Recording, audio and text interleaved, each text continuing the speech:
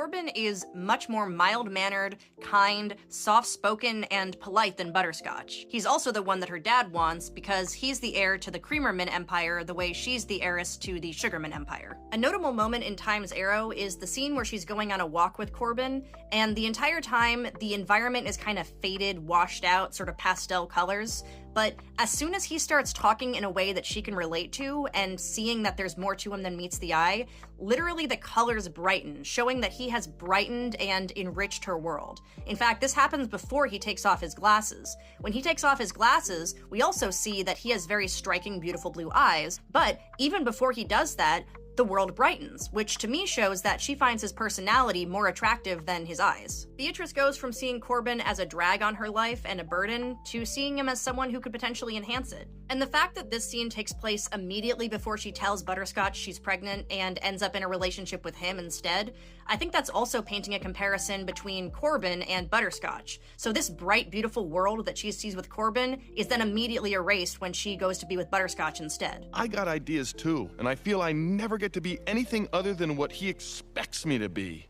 You know what that's like? I do.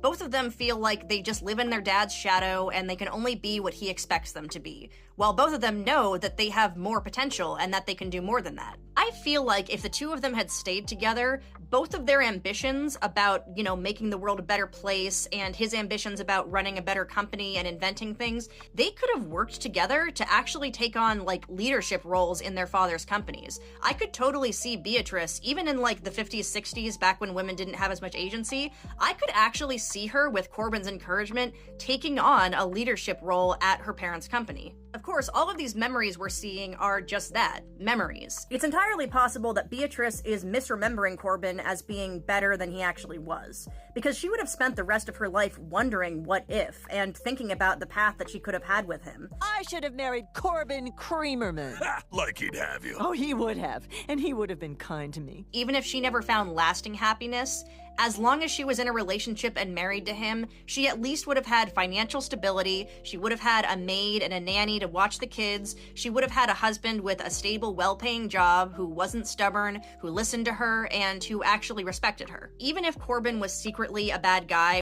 I don't think he would be secretly as bad a guy as Butterscotch was. Also, as another of you helpfully pointed out, goats are actually used as companions for horses because, horses are social animals, so they basically have little goat friends that keep them calm. But what do you guys think? Because a lot of you were pointing out that maybe she wouldn't have been happy with him and she would have kind of self-sabotaged.